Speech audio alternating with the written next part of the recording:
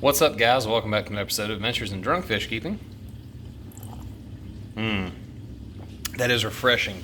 Tonight's brew of choice is an old-fashioned made with Elijah Craig.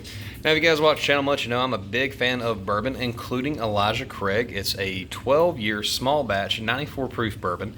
It's relatively inexpensive. You're talking about $30 for a fifth, and it goes good straight or in your, bourbon cocktails. Mine being the old-fashioned or a Manhattan. Now, on to what we're all here for. The new tank setup. This is the 8-gallon. Now this is a low iron rimless 8-gallon cube.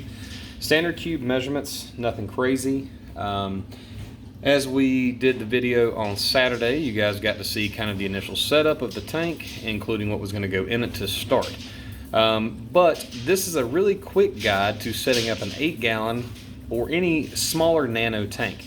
Normally, if you're going to do a saltwater tank to start for a beginner, you don't really want to go under a 55-gallon tank because that gives you the ability to absorb some of the additional junk that may come up, higher water spikes, salinity, things like that. That's why a lot of beginners are told not to go under a 40 or 55-gallon tank for their first saltwater tank. Now, for me, I started with the Nanos.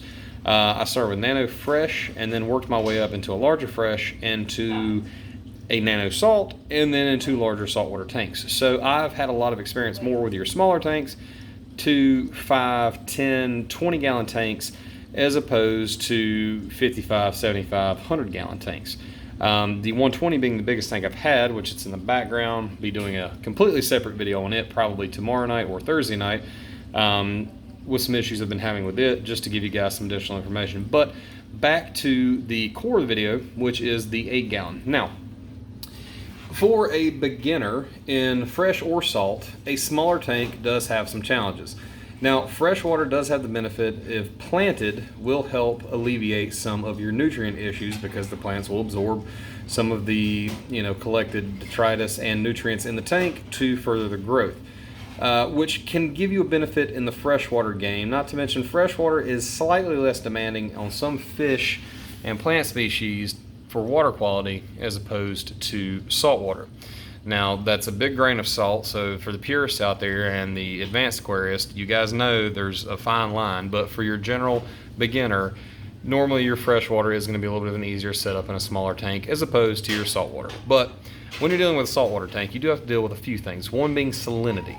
As you evaporate, you have to add fresh water back into the tank to offset what has been lost through evaporation to not send your salinity through the roof. Now, when you're dealing with a tank this small, it will be something you have to check on almost daily. Now, for your beginner aquarist, if you're going to do a saltwater tank, whether it be a fish-only live rock, whether it be a small mixed reef with, let's say, salties and maybe some LPSs, or it's going to be, if you're going to go crazy, which I really highly advise against this for the beginners, is like an SPS tank, like acros, things like that, and something this small.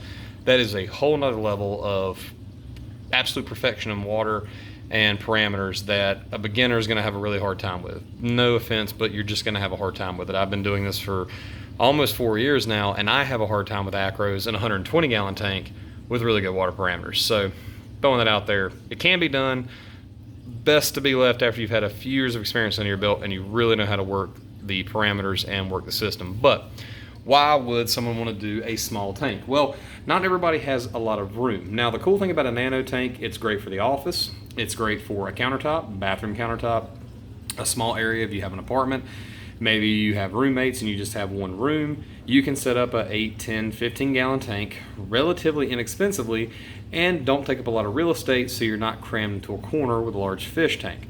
That's where the allure of your nano tanks comes in at. Now, like I said, if you're a beginner, nano tanks do require a little bit of extra work. One of that being, you are going to have to check your water parameters on a weekly basis. You're probably going to have to do water changes on a weekly basis and keep your filter media fairly clean.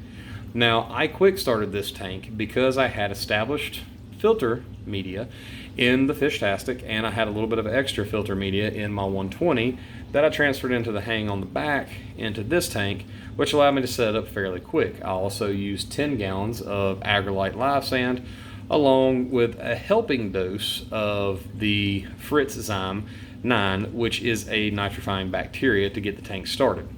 Now, normally when I set up a new tank, I use a little bit of water clarifier because you guys can see this little line of sand that's around the top here. Normally that's what the dust and the junk that's in the sand that's not quite wet enough, once you fill it up with water, even slowly, it will collect at the top, float around through the water column, and generally makes your tank look kind of gnarly. The clarifier kind of brings it all together and allows it to congeal, which allows you to do a quick siphon and pull it off. Now, I will be doing a very small siphon on this tomorrow. I would say probably under a half gallon, just to get the crap off and to clean the glass. Nothing crazy. I want to show the clarity of the glass, but I don't want to offset the chemistry of the tank too much, because when you're dealing with a tank like this, it's an 8-gallon tank, but there's not 8 gallons in the tank. You have 10 pounds of sand on the bottom here, about a 3-pound rock. You're probably looking at maybe 6.5, close to 7 gallons. You've lost almost a gallon of water displacement because of what you've added in the tank. That being said, you know, be very mindful of your water changes, but don't go overboard. But on to the aesthetics of the tank. Now, as you guys can see, I have the sand bed in the back here high with a low front, because I did want that kind of angled look. Since this tank will be mostly viewed from this to this angle, I wanted that to be my focal point. Now, when you're dealing with a small tank like this, I normally use a finer sand mix. As you can see, this is a very fine agrolite mix. Not as fine as what I have in the 120. Now with the 120, I'm using a little bit of a coarser sand mix, but not too coarse because I do like to keep rasses. But the sand bed is usually not a draw in such a large tank. It's usually your rock work and your coral. Now when you're dealing with a small tank like this, you guys can see about 10% of what you see of this tank is sand. So you want to have a uniform look. Now everybody is to each their own, but I prefer a uniform look.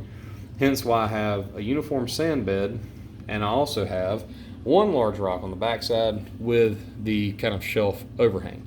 Now this is the aqua rock. I showed you guys this on Saturday. It's actually a frag rack, but it does look like a Carib Sea rock. It has a nice low profile on the backside, as you can see here. 2 magnets to hold it on, so even from the side view of the tank, exceptionally low profile. So you could really put these on the side of the tank or the back and have a very, very minimalistic look with the depth that you want to create in the tank, whether it be depth from the front to back or give it kind of a stacked 3D drop down view like I did in this tank. This is Aqua Rocks, which these guys have some really cool stuff. This is actually probably one of the smallest pieces that I've seen that they've got for a tank. They've got a bunch of stuff, and they do customs. Now, I'm completely not sponsored by these guys, but after checking a lot of their stuff out, definitely hit them up. They're on Facebook, Aqua Rocks. They got a bunch of cool stuff, really cool anemone cups, really just some cool stuff in general. And it's fairly inexpensive for what you're getting, considering that this thing's really solid.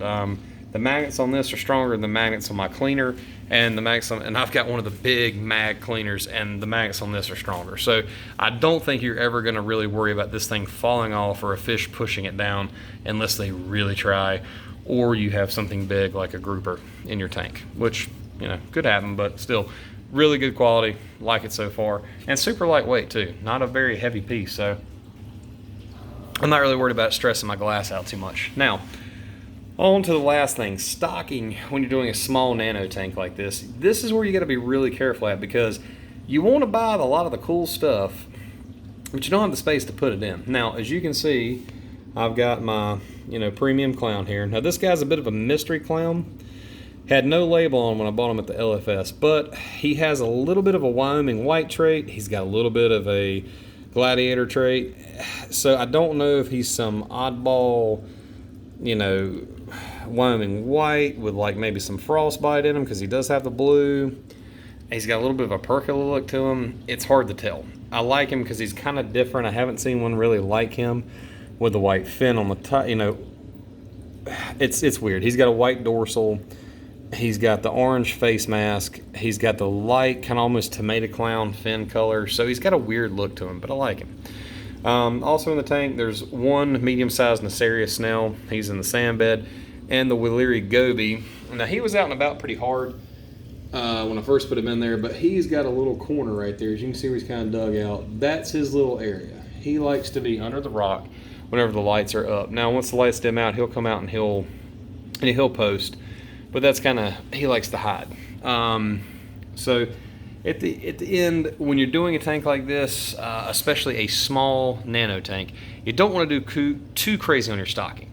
At this point, I might either do one more clown of similar size to that one, and then maybe a cool shrimp and call it quits, or do maybe another small goby, maybe a clown, war paint, a clown goby, maybe a citron, maybe some type of a prawn goby with a shrimp combo, or maybe just a small bicolor or a dotty back, something small that gives a pop of color but won't overcrowd the tank, and maybe one shrimp.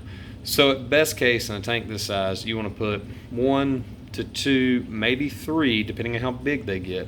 There's a big exception, how big they get. 1 to 2 small fish, 3 if they stay small.